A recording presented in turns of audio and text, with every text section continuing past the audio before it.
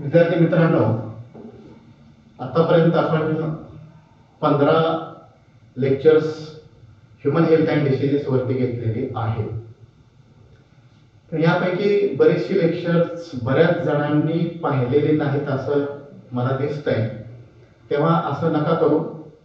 सगळ्यांनी lectures YouTube वरती टाकलेले आहेत, ते ऑब्झर्व करा, त्याचा अभ्यास करा, म्हणजे तुम्हाला फायदा होऊ शकेल.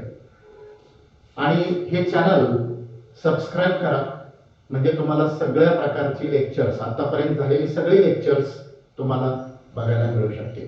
ओके, ठीक आहे.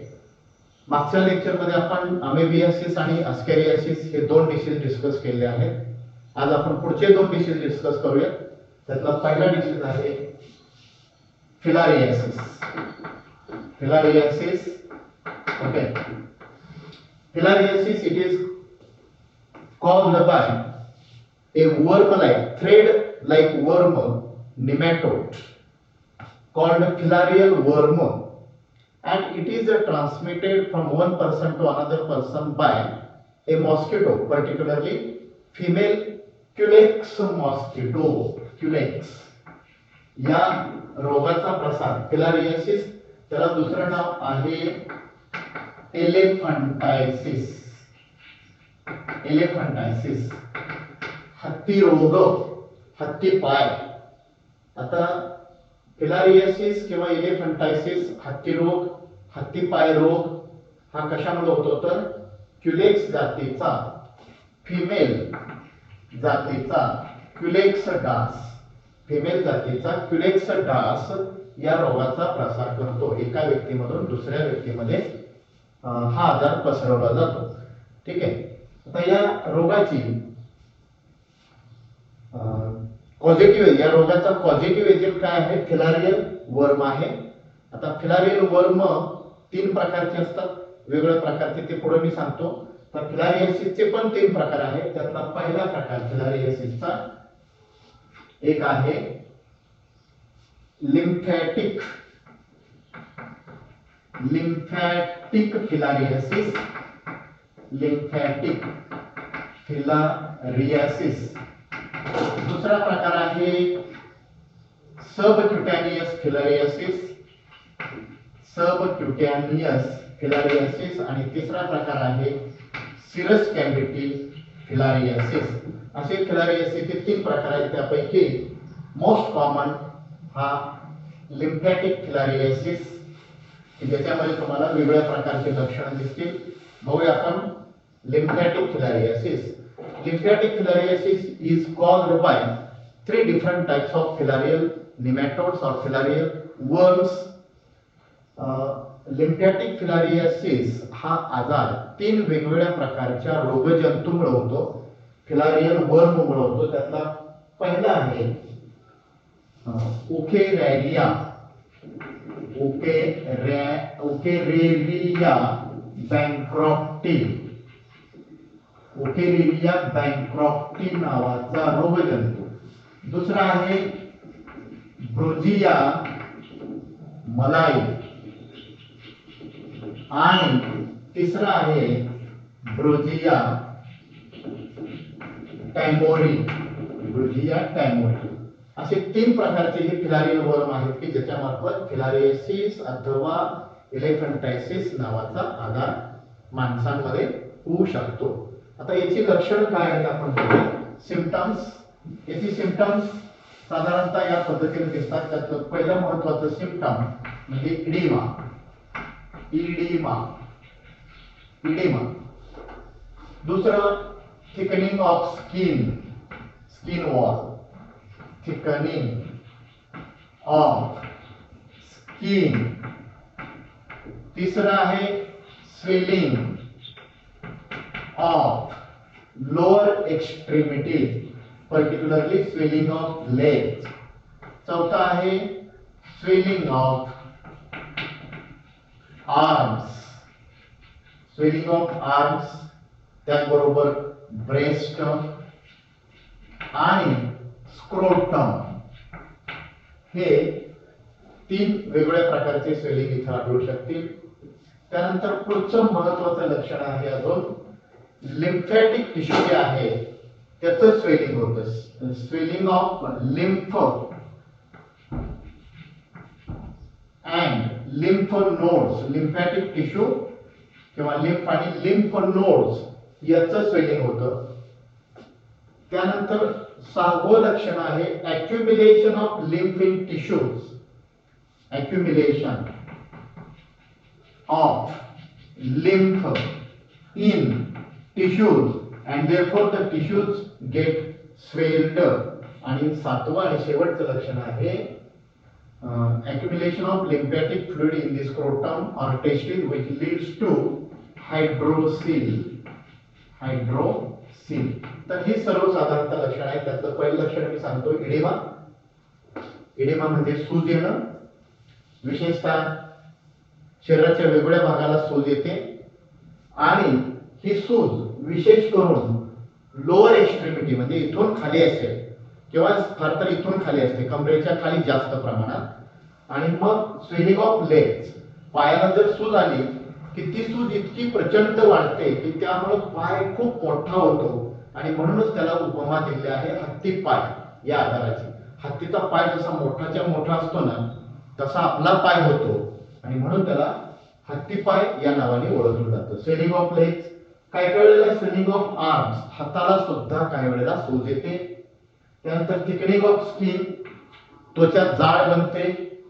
त्यानंतर लिम्फ नोड्स आहे, लिम्फ टिश्यू किंवा लिम्फ नोड्स, लसिका ग्रंथी किंवा लिम्फ नोड्स म्हटलेला इथं. तर ते लिम्फ नोडला सुद्धा सूज येते. जिथं जिथं लिम्फ नोड्स आहेत त्याला सूज आली असते. आणि पुढचं एक महत्वाचं लक्षण म्हणजे ॲक्युम्युलेशन ऑफ लिम्फ. लिम्फ हा जो फ्लुइड आहे तो ॲक्युम्युलेट होतो शरीरामध्ये किंवा साठवून राहतो टिश्यू मध्ये आणि टिश्यूला सूज येते. आणि शेवटचं लक्षण आहे हायड्रोसील. हायड्रोसील म्हणजे टेस्टिस मध्ये हा द्रव पदार्थ साठला जातो, लिम्फ साठला जातो आणि त्यामुळे टेस्टिसची एनलार्जमेंट होते. टेस्टिस मोठे होतात, खाली येतात आणि मग खूप मोठी सूज आलेली दिसते आणि ती त्याला हायड्रोसील या नावाने ओळखलं जातं. ही झाली सर्वसाधारण याची लक्षण. आपण काय पाहिलं? मोड ऑफ ट्रान्समिशन पाहिलं. एका व्यक्तीमधून दुसऱ्या व्यक्तीमध्ये डासामार्फत प्रसार केला जातो. विशेषतः डासामध्ये जे त्याचे लार्वे असतात ते पहिल्यांदा त्वचेवरती सोडले जातात. त्वचेमधून ते पेनिट्रेट होतात, तिथून ते आपल्या रक्तामध्ये जातात, लिम्फ मध्ये येतात आणि मग पुन्हा एक एक लिम्फ मध्ये गेल्यानंतर एक एक लक्षणं दिसायला लागतात. आता हे तुम्ही टाळू शकता का? निश्चितपणे टाळू शकतो. आता हा डासामार्फत प्रसार होतोय म्हणजे आपल्याला डासाचा बंदोबस्त केला की आजारापासून मुक्तता होऊ शकेल. मग काय करायचं? जसं आपण मलेरियामध्ये सांगितलं, डास होऊ नये म्हणून काळजी घ्यायची, डबकी साठवू द्यायची नाही.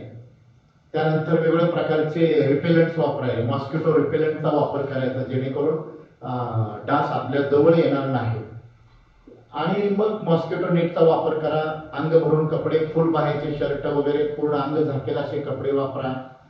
त्यानंतर सॅनिटेशनला महत्त्व द्या. आसपास पाणी साठवू देऊ नका वगैरे वगैरे. आपल्याला हे याचं निर्मूलन करण्यासाठी ते उपाय करता येतील. म्हणजे डास झाले नाहीत की हा आजार होणार नाही. आणि जर समजा त्यातूनही तुम्ही काळजी तर घेतलेली आहे मात्र तरी सुद्धा हा आजार झालेला आहे, मग करायचं काय? तर त्याच्यासाठी मेडिसिन आहे आणि ते मेडिसिन आहे, त्याला आपण ट्रीटमेंट म्हणूया. ते आहे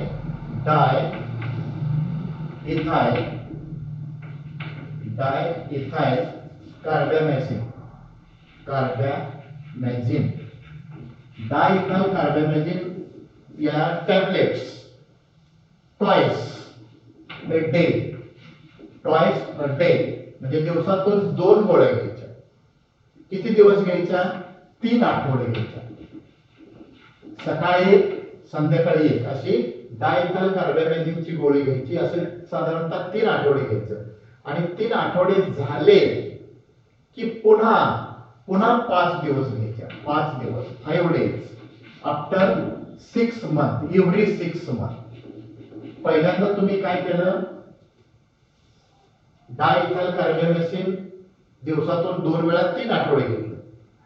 पुन्हा 6 महिने जाऊ द्यायचे 6 महिने झाले की 5 दिवस सकाळ संध्याकाळी या गोळ्या पुन्हा घ्यायच्या, पुन्हा 6 महिन्यांनी 5 दिवस गोळ्या घ्यायच्या.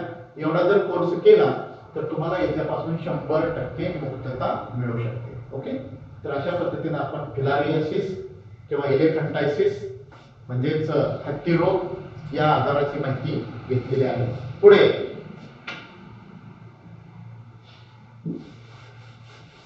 पुढचा डिसीज आपण आता डिस्कस करणार आहोत तो म्हणजे टायफॉइड, जो व्हेरी कॉमन आहे.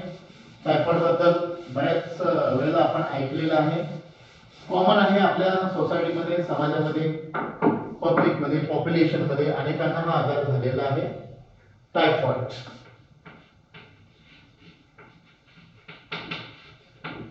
मराठीमध्ये याला विषम ज्वर या नावाने ओळखलं जातं. Typhoid it is called by gram negative bacteria called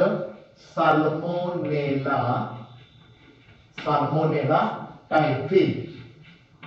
हा आजार साल्मोनेला टायफी नावाच्या बॅक्टेरियामुळे होतो, जीवाणूमुळे होतो. आता टायफॉइडला मराठीमध्ये म्हटलेलं आहे विषम ज्वर. आता याची लक्षणं आपण पाहणार आहोत. हा बॅक्टेरियम आहे, हा जीवाणू आहे की जो जीवाणू आपल्यामध्ये टायफॉइडची लागण करतो.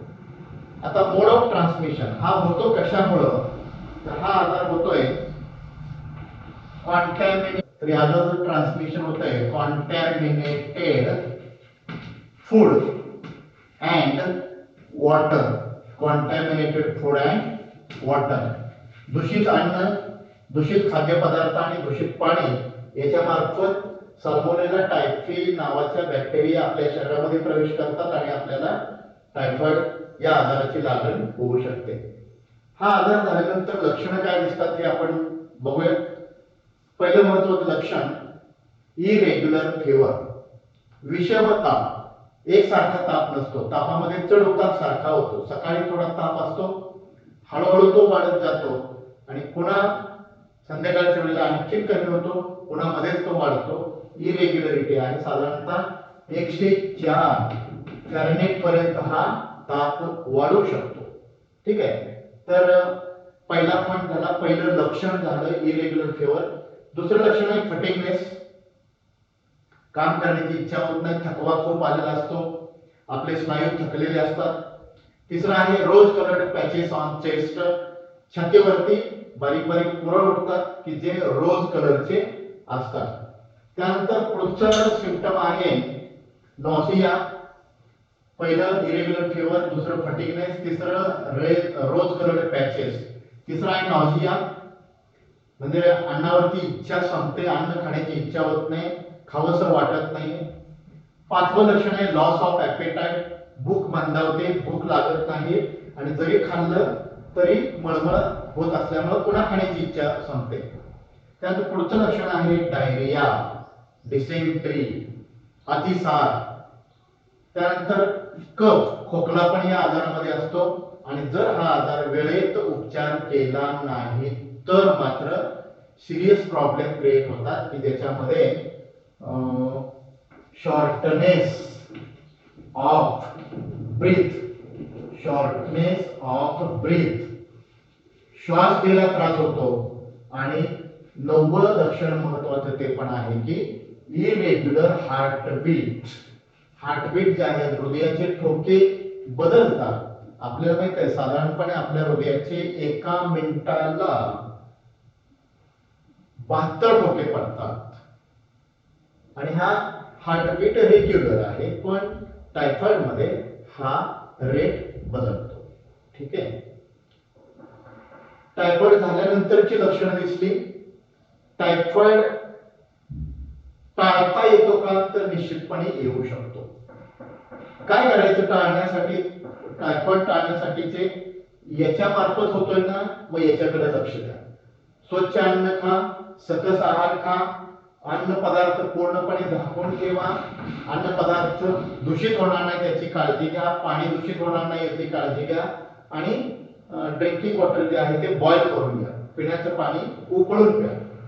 त्याच्यानंतर समजा तुम्ही काळजी भरपूर घेतलेली आहे तरी पण हा आजार झालेला आहे, मग करायचं काय, त्याच्यासाठी औषधोपचार आहेत, वॅक्सिन्स आहेत, लस आहे आणि ती आहे या पद्धतीची.